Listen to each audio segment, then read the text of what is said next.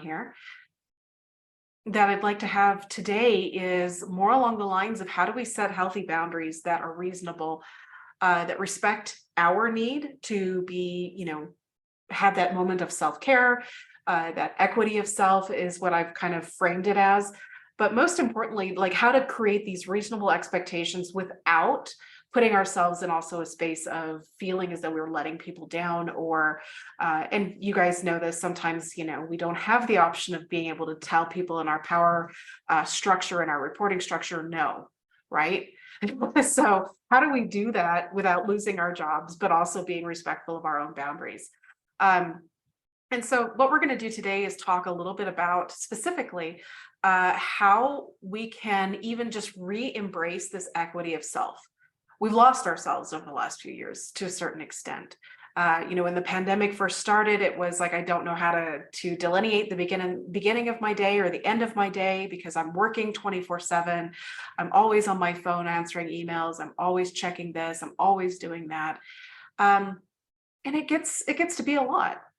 So how do we retake this? How do we bring this back to being okay and giving ourselves permission to say no to a certain extent, but to do it in a way that creates a space of productivity, of performance, but also boundaries. Sounds like trying to solve the world's problems, right? Just ours. So, all right. Appreciate you guys being here. I'm going to jump right into this because we've only got an hour today and I want to make sure that we can cover as much as possible. So I have two things for you. The first thing is I'm going to drop into our chat here is I have a participant guide to go along with today's presentation. I will also email this out to everybody afterwards, to everybody that registered along with the recording of today's workshop. So there is the participant guide and it has some activities in there for you too at the end, but this kind of goes over everything we're going to talk about today. Okay, so I'm going to share my screen because you guys know how much I love my presentations. And you know what, as I say that, I realize that we might have new people. I'm so used to seeing so many familiar names and I'm seeing so many now. And Maurice as always, love seeing your face. But so my name is Melissa Walker. I am the Organizational Development Manager for the state of Colorado. I'm also the Chief Learning Officer for ASAOE. Previously, you may have known me as the Director of the TRIO Training Academy at Penn State University. And I am still a learning partner with Penn State, providing them with professional development kind of as a side gig. I don't know. I don't even know how to frame that anymore. So along with the many things that I like to do, but this is one of my passions is being able to have this opportunity to truly engage with all of you and share some of the things that I'm doing in different areas and different scales. And this is one of the ones presentations that I developed for the state of Colorado as well. So you're seeing a little bit of that here. All right, so now I'm going to share my screen. So let me do that.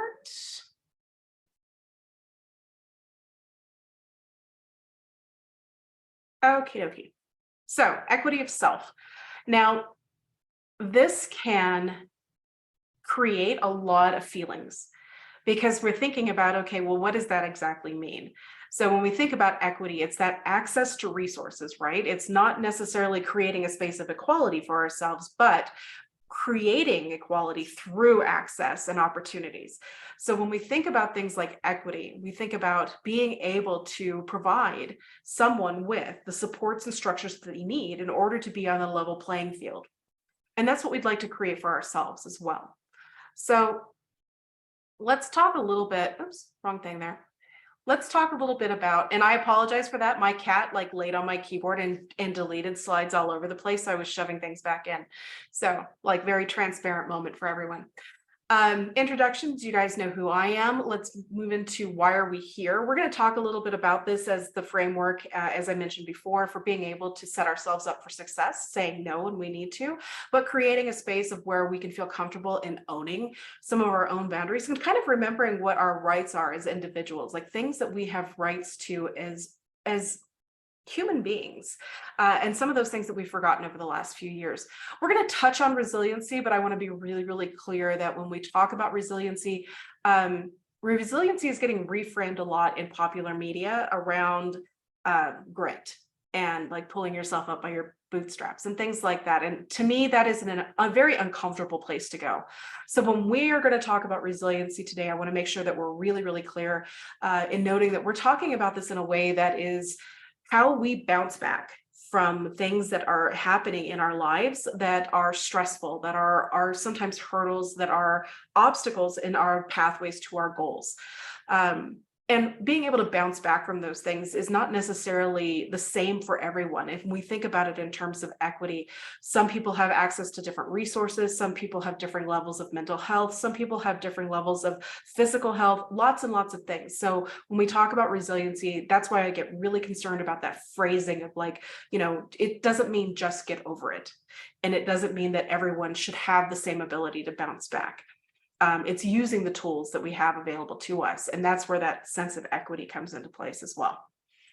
And then finally, we're going to talk about the power of no, which is scary and frightening and terrifying and all of the things, because who really wants to turn around and say no? I know as a person from my generation, a person who identifies as my gender as being female, and all of those things, I have a hard time. I've been socialized to never say no. I've been socialized and raised from a culture of, don't talk about your problems, don't share your issues, don't, air our dirty laundry, and never, never, never say no. All of the things that I hope to accomplish here today. So, okay, so let's talk about resiliency a little bit. And you'll notice that there's a lot of text on these slides, and I always have the disclaimer of like, it's not my normal thing to throw more text than necessary there, but because I will share the slides with you, it's going to be there for you to have after the fact. So what is resiliency? Definitely making those connections for your social support, looking at crises a little differently instead of into the what if scenarios of and spiraling into that abyss of all the bad things can happen.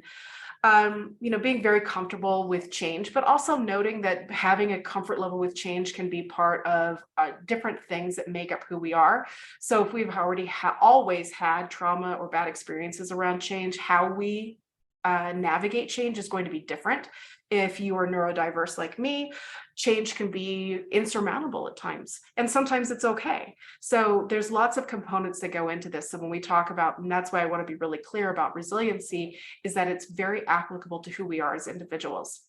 Understanding what our goals are, but making sure that they're attainable, setting ourselves up for success, right?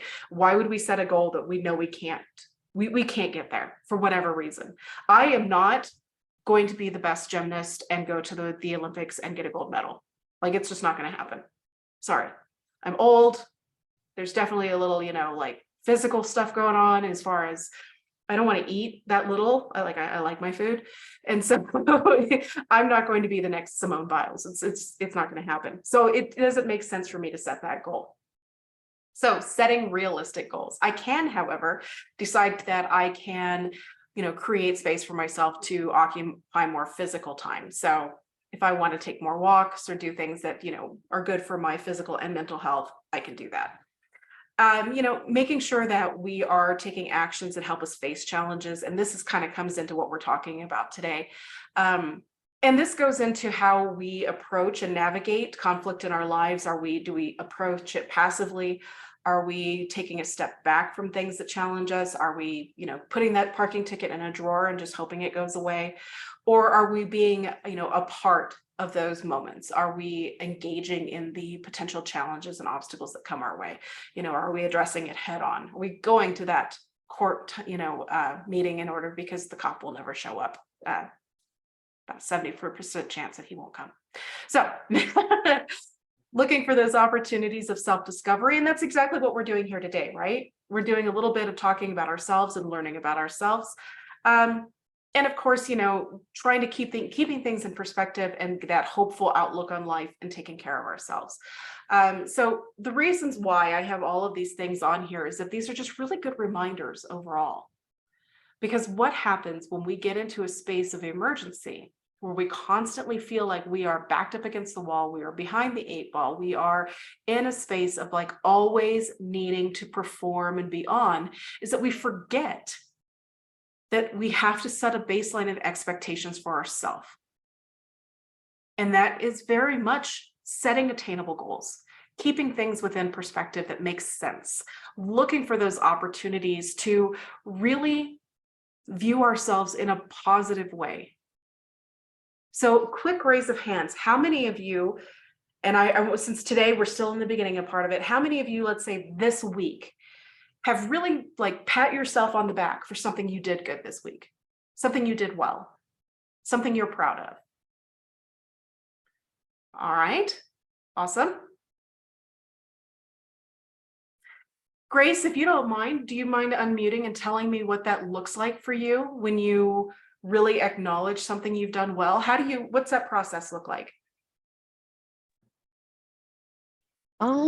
Usually I'll tell a close friend, um, maybe someone else at work, because it'll usually be a work thing, and just it'll make me smile, but that's pretty much it.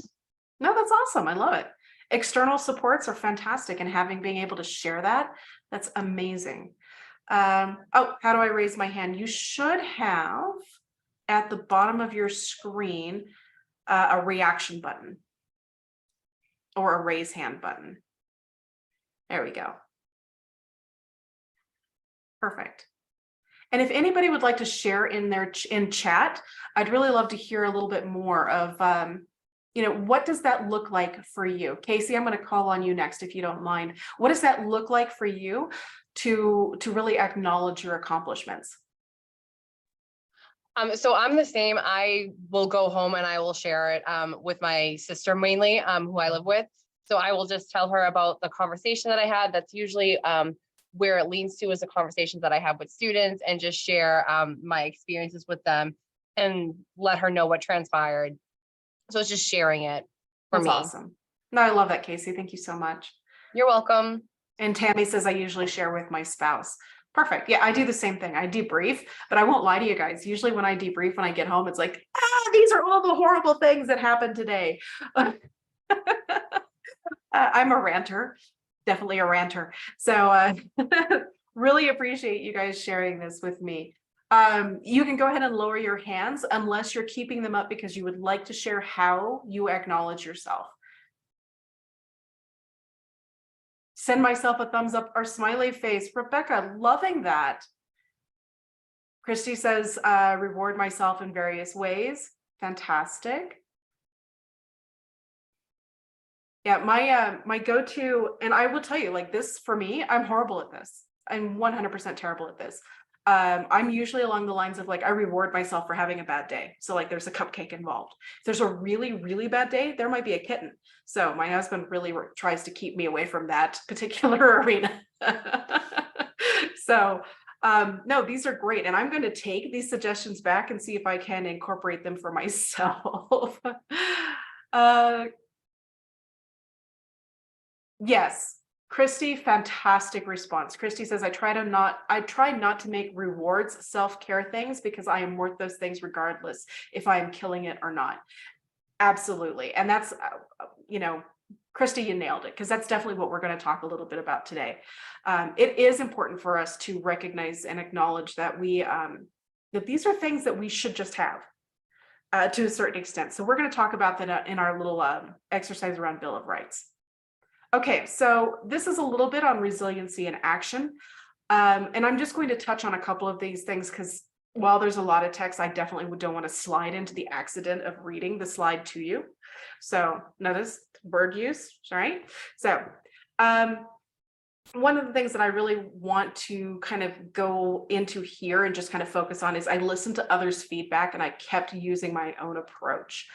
Now, one of those areas there that this can be a little bit touchy. So the reason I wanted to point this one out versus I kept using my own approach is because some of those times we have to internalize feedback, but sometimes we have to recognize when feedback is healthy.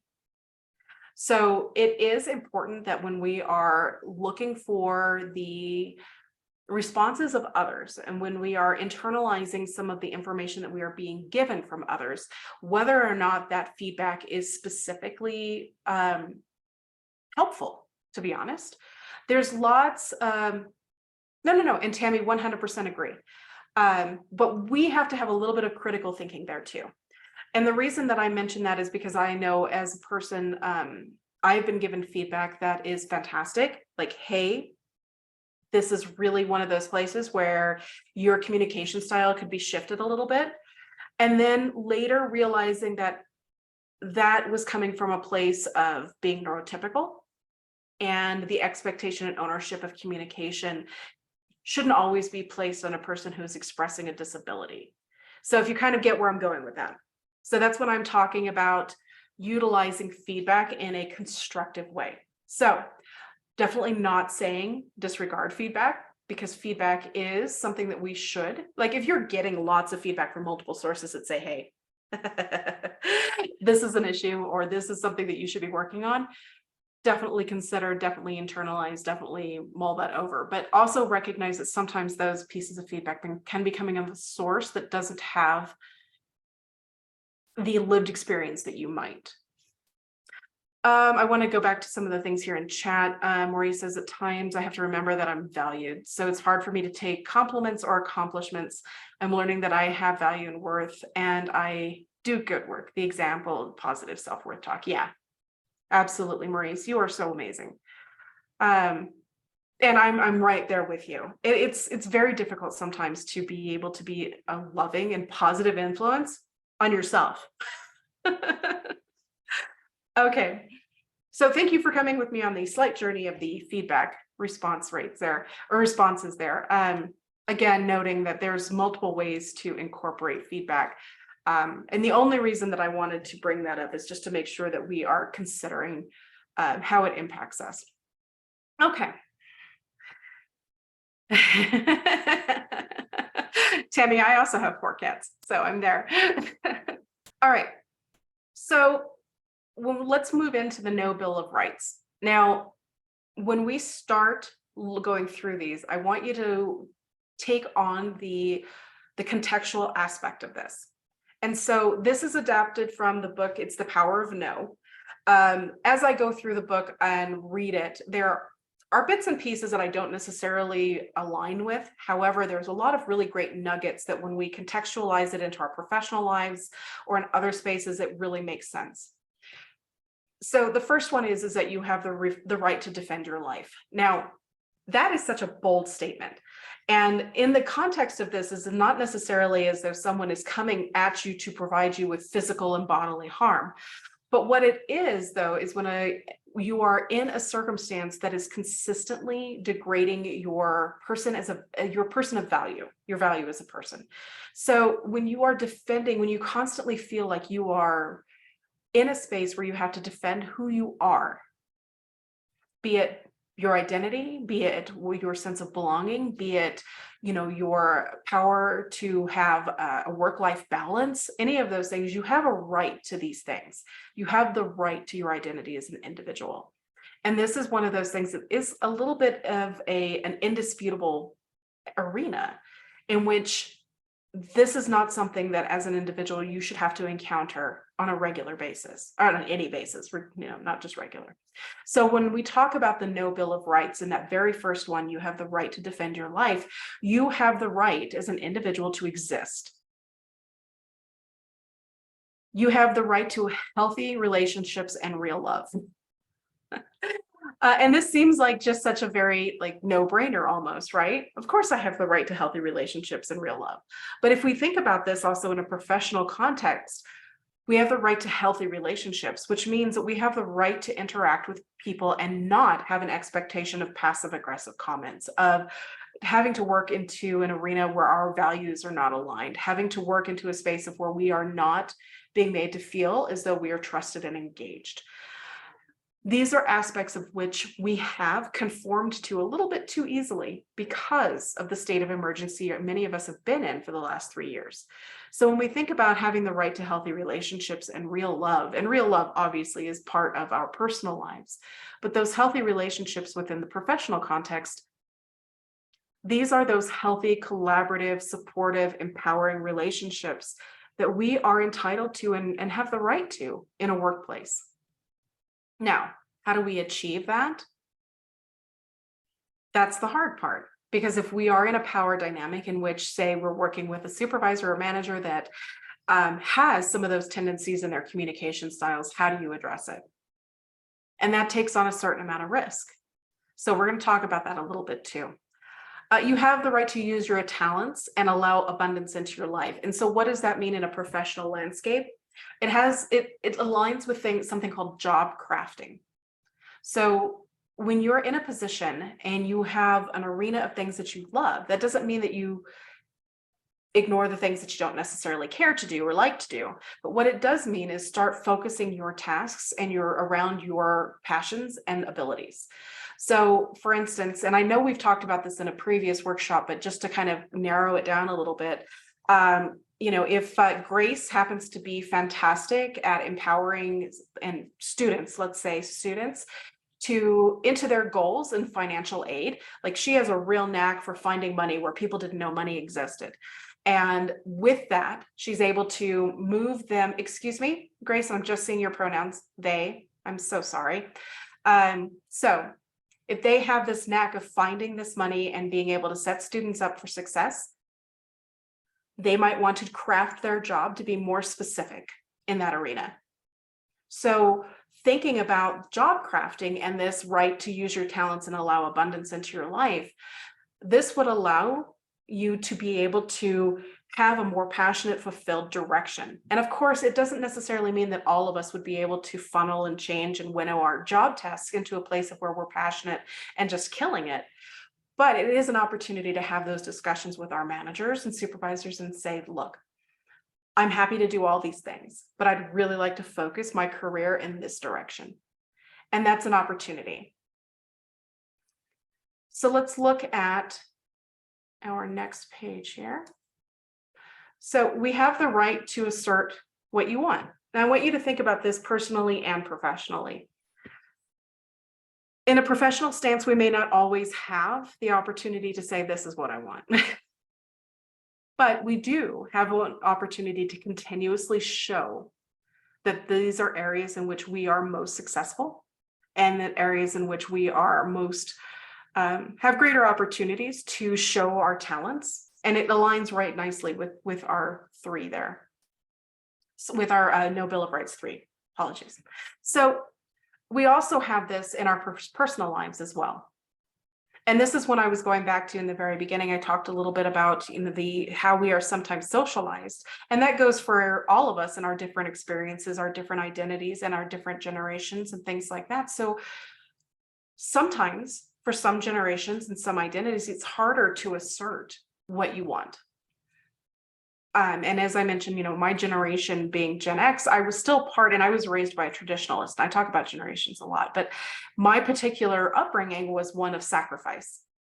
So for me, it was viewed as being selfish if I were to ever say, this is what I want. And that's not the same for everyone. That's my experience. But that is something that we have to remind ourselves and something I have to remind myself, that it is okay for me to say, I would prefer, I would like to, I want to do it this way, to have this, to be this, to aspire to this. You have the right to assert what you want. You have the right to choose what stories you believe in. Now, I'm definitely not promoting, condoning, saying that some of those outlandish things that exist out there that's not what I mean. What I do mean is we often have our histories handed to us. More so than for others than say for me. And with that, we have the right to have stories that are more representative of a true historical experience and have those beliefs aligned in that fashion. Does that make sense? Okay, thank you, Maurice. With that, what I'm trying to say overall is oftentimes our stories are given to us. We're told who we are expected to be. And it's not explicit. It's not today, you are going to be this. Sometimes it's a matter of how we're provided an education. Sometimes it's social media, retelling a story. Sometimes it's our popular media giving us information as fact when it may not be. There's lots of ways here in which we are able to obtain information. And a lot of that messaging goes into who we are as individuals, our value, our historical context, how we are seen in the world. And we have the right to say no to those stories that don't align with what we know to be true. Another space here is you have the right to take your time. This one, I think, is a lot easier to go into because number 5 is super heavy. Number 6 is definitely in that space of, okay, I hear you. This is a priority. However, I have this much on my plate. Can you, either help me reprioritize, or can we come up with a deadline that is more in line with your expectations and my workload? This is one of those things as we have been in this space of constantly being on and constantly having a need to perform at a level that is just not sustainable, getting back to a space of where we believe we have a right to take our time is nearly uncomfortable at this stage.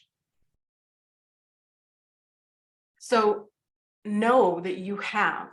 And this is one of those places where you can approach the subject without worry about a power dynamic or struggle or anything like that. If you have a directive of this now needs to be accomplished within a certain period of time, you should be able to, and this is regardless of position, say, I hear you 100%, I am in line with your directive. However, this is my workload. Here are my priorities. Can you help me either align, reprioritize, find space, or let's set an expectation that's reasonable? Your team, your boss, persons within your organization should be able to take that and see that as a positive opportunity for collaboration. Okay, let's talk about, you have the right to be honest with yourself. And Maurice, this kind of goes a little bit back to what you were saying about that positive self-talk. Honest with ourselves doesn't necessarily mean critical. And that's what we tend to fall into as humans.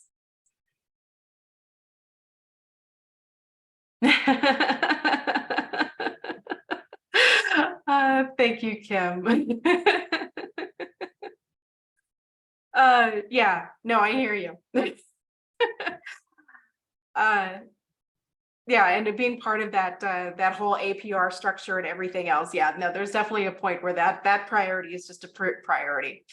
So I hear you there.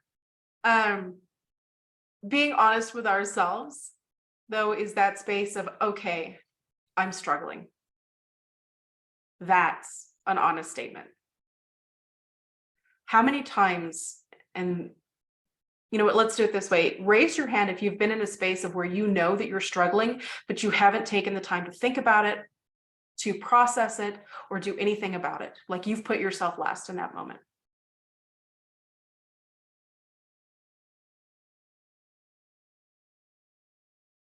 Yeah,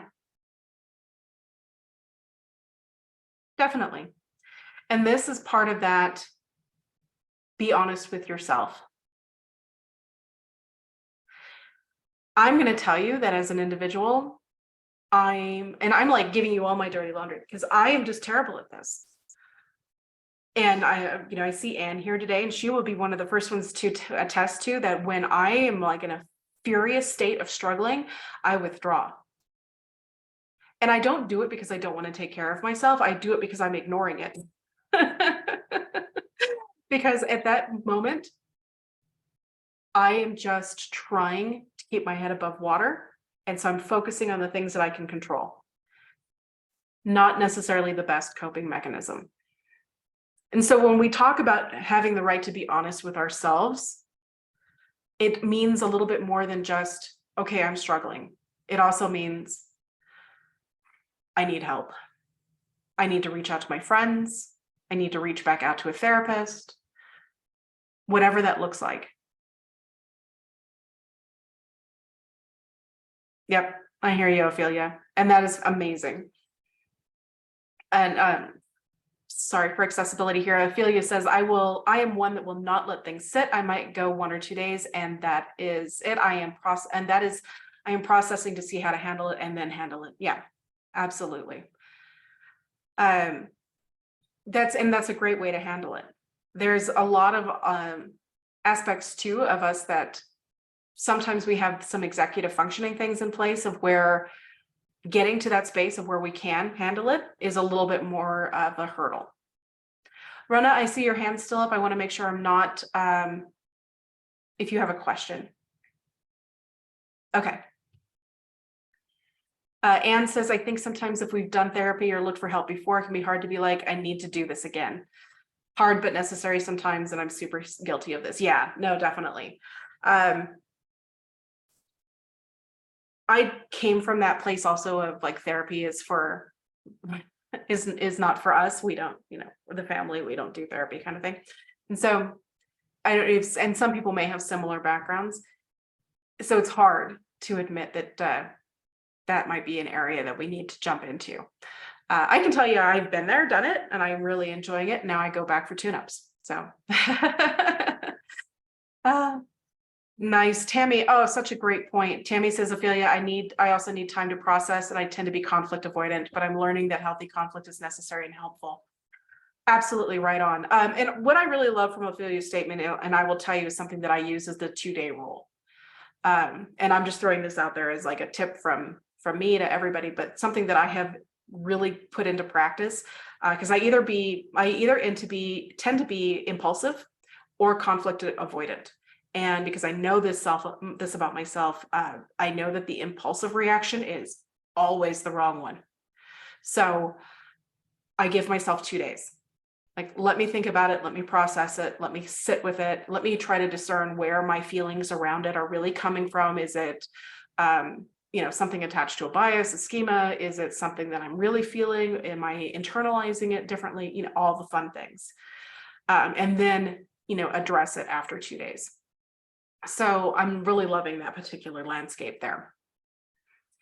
Let's move into number 8 here. You have a right to an abundant and fulfilled life. This seems like a no-brainer, right? You have a right to a fulfilled life. That does mean taking time for yourself to think about the things that you'd like to do, the things that you want to do, the things that make you feel reinvigorated, that make you feel passionate, that make you feel valued. And this is also one of those spaces that we can't necessarily expect to always get from our vocations or even from our families. And the reason I bring this up as a right of something that you need to consider is because we often don't make time for ourselves to feel valued. Maybe it's volunteering, maybe it's a hobby, maybe it is in your job. I've been incredibly lucky for most of the positions that I've had aligned quite nicely with my values. So I'm able to find that fulfillment in those spaces. But I've also had positions where they didn't. And so I had to look for other arenas in order to find that fulfillment. Hello, ASAOE, right? Finding spaces that you feel valued and fulfilled, that's part of your own self-care as well. So think about how you are finding that measure of fulfillment and value in your own life. It can be your community, it can be your church, it can be your family, it can be your job. But is it something that's missing? And how do you find it? One of the other ones here is you have the right to be here now. And this goes back to that very first ones. You have the right to your life. You have the right to be here now in who you are and how you are represented. So consider that while this is not an easy, it's very easy for me to say, you have the right to be who you are in your identity and here now. But it's not just a simple declaration. That it can sometimes be an uphill battle. That can sometimes be a constant and continuous discussion about who we are as individuals. But you have that right. And there is power in that right. And while that power may be yours to internalize, it's still your power.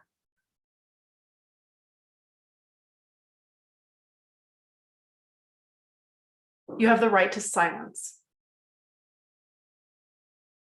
What does that mean? Is it you have the right to be in a space without words? Yeah. Do you have a right to be in a space without activity? Absolutely. Do you have a right to be in a space without criticism? 100%. Considering what our right to silence means, because there's so many ways to interpret that, is another place of where we set value in ourselves.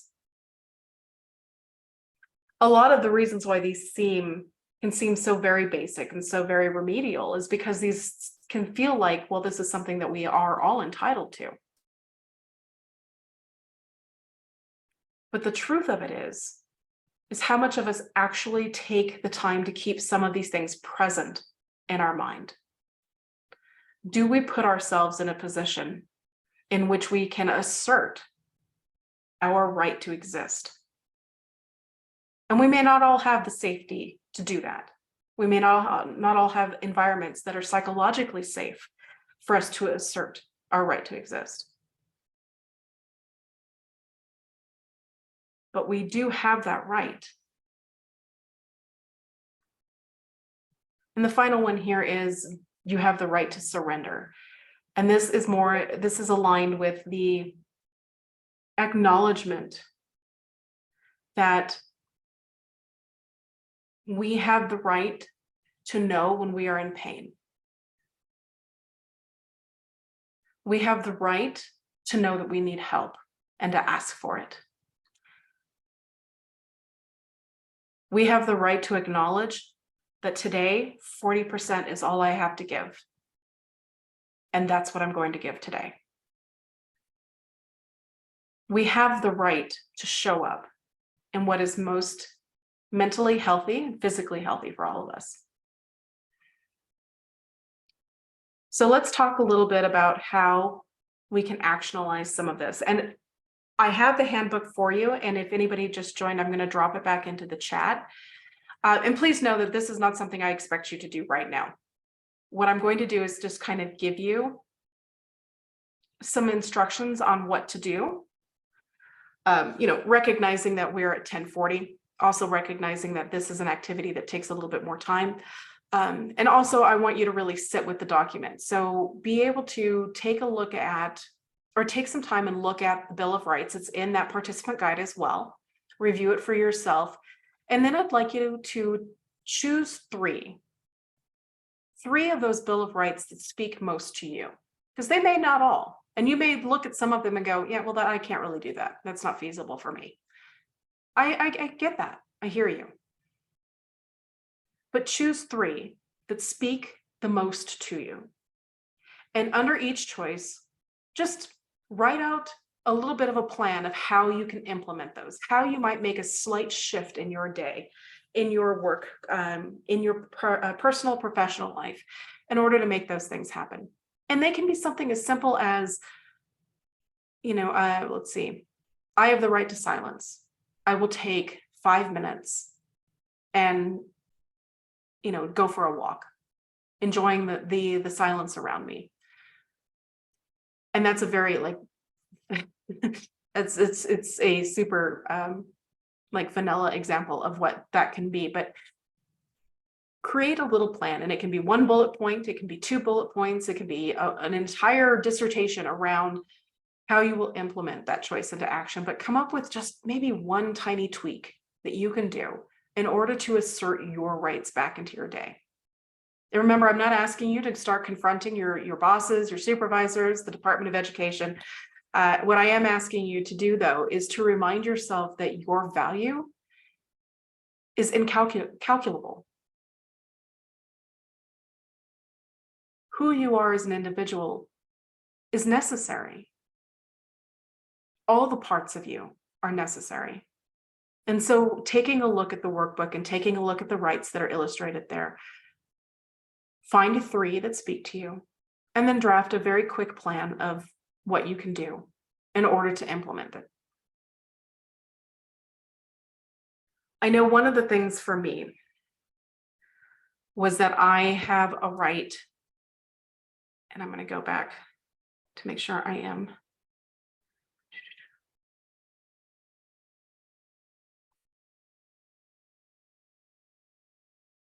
I have the right to assert what I want. I did recently use this in the workplace, and one of my things was to draft a very clear agenda for meetings so that things didn't go off the rails.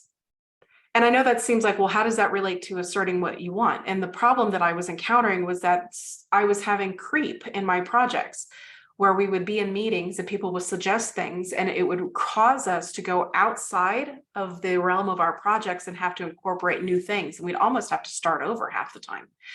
And that became incredibly frustrating. And I just could not. I didn't have it to continue to go down that road of where I was constantly having to circle back. And so one of the things that I instituted in kind of asserting what I wanted is I wanted less scope creep in my projects. I wanted my projects to continue to move forward. We've moved past the planning stages. We're in implementation, which means no more brainstorming. We're done. Like, we can talk about what we would do better next time in the evaluation phase. And so part of that was drafting an agenda for this is what we're going to discuss, and these are the expectations. So that's it. And it's not that I don't want that feedback, and it's not that I don't want those ideas. I want them all, but we are just no longer in the appropriate phase of the project to do that. So being able to communicate that in a way of, in a non-confrontational way, in a way that didn't in any way jeopardize my power within the organization, and also didn't make other people feel uncomfortable, was to say, hey, let's just start setting an agenda for our meeting so that we know what we're trying to address. And so we can set expectations for what we're trying to accomplish. And it gave a better outline of what the purpose was, so that people didn't end up in phase one of brainstorming, and we didn't end up in a space of like constantly reassessing how we'd like this project to go, because that can happen. So I've used a very like specific example here, but that was my way of asserting what I wanted. I wanted to not have continuous iterative conversations in which we were always reassessing the project rather than moving forward. All right. When you have your plan, I want you to think about it in this particular way, and you'll have these slides for you to reflect upon, of course, is to detail your experience. I want you to really consider what it was like making yourself the priority there. What does that truly feel like to be the most important person in the room for a moment? And if that makes you uncomfortable, even considering it right now, then I definitely want you to use that frame when you are going through the activity. When you are filling out that, or picking out your three, you're the most important person in the room.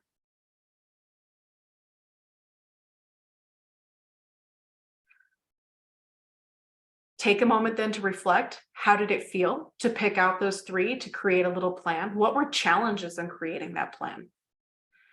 And then go back through, and you may need to refine it in what you actually feel confident in implementing. Because in order for this to be successful, this is part of that resiliency framework. The initial part of it has to be attainable. Don't set yourself up for failure by creating goals that are not achievable. Set yourself up with small goals that you can move forward with and be able to align in an attainable fashion.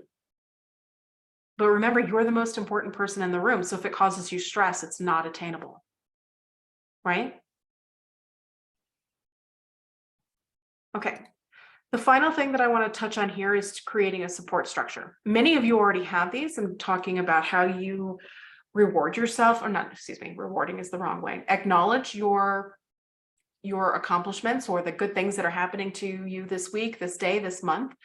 Having your sisters, your partners, your spouses, friends, close friends to be able to kind of talk to, but having people in your kind of ecosystem to provide you with support is incredibly important. And for most of you who are counselors, you've already done this. You've done this for yourself. You've done this with students. Creating this kind of support structure is one of those basic things that therapists ask us to do as individuals. And so I'm asking you to do it for yourself, because oftentimes we're in this space of where we know to ask other people to do it, but we don't do it for ourselves.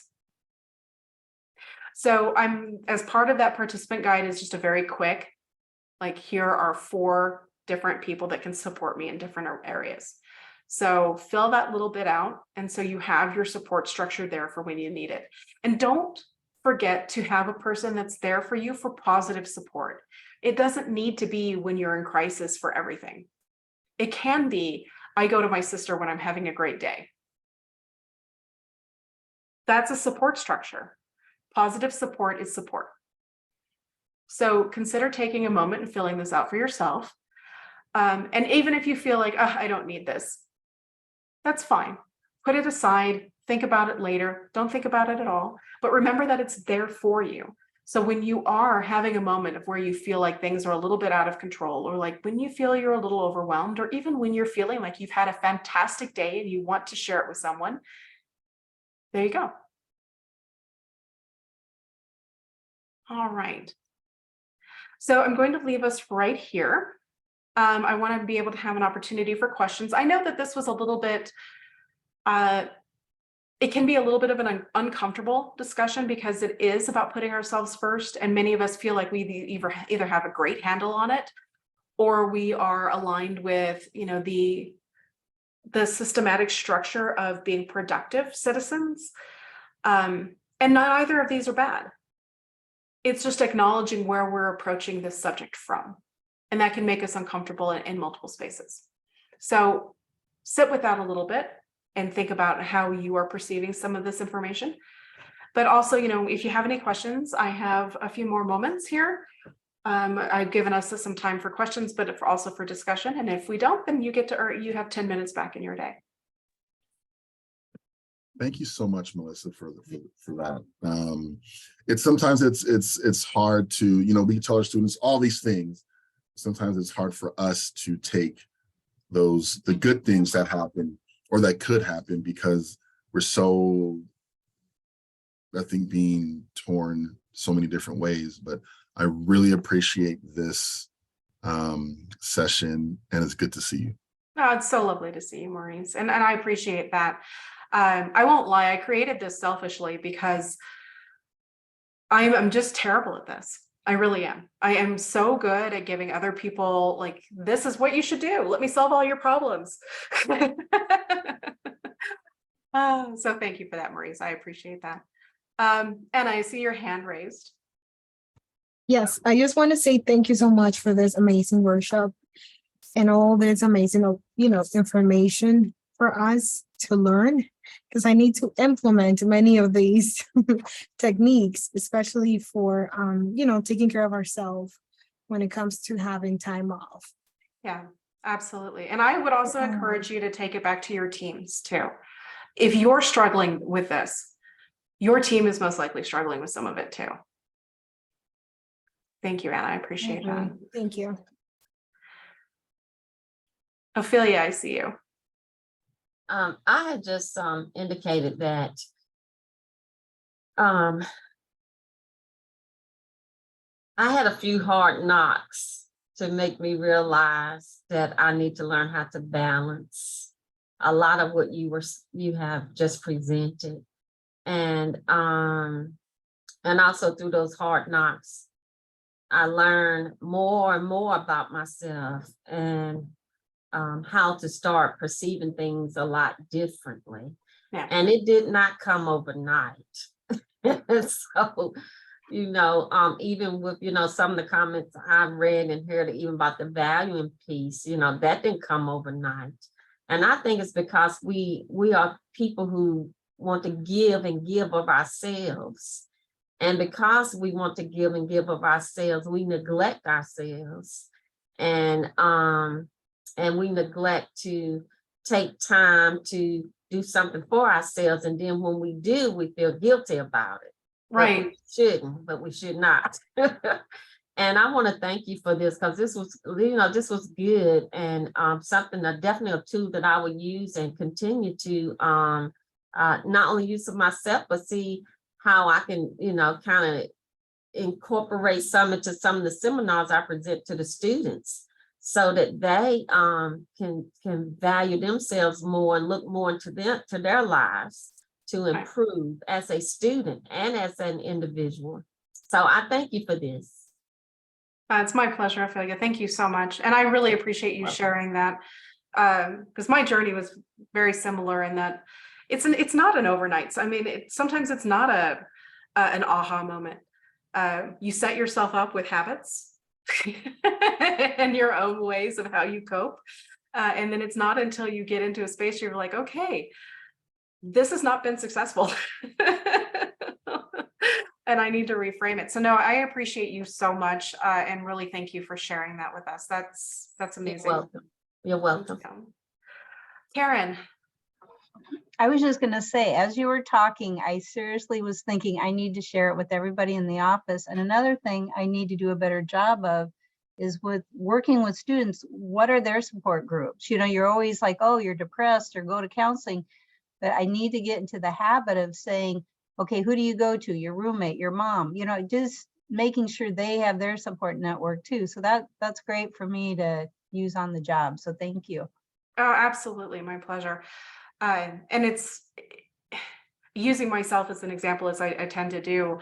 For me, this exercise, when I was asked to do it, I was like, come on, really? I need to write down the people I talk to. But you want to know what my biggest struggle was? Finding 4 people.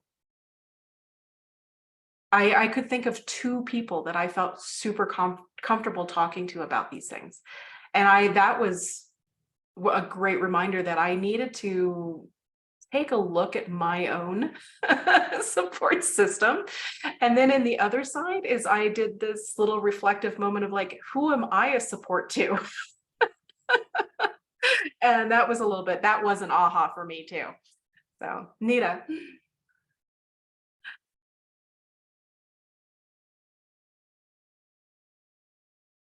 Oops, you're muted. Yeah. Hello, everybody. Thank you, Melissa, for this opportunity. It's always great to have even a quick professional development for all of us. So I was very excited about this. And I hope that you continue, and I'd love to work with you on more subjects and offering similar workshops.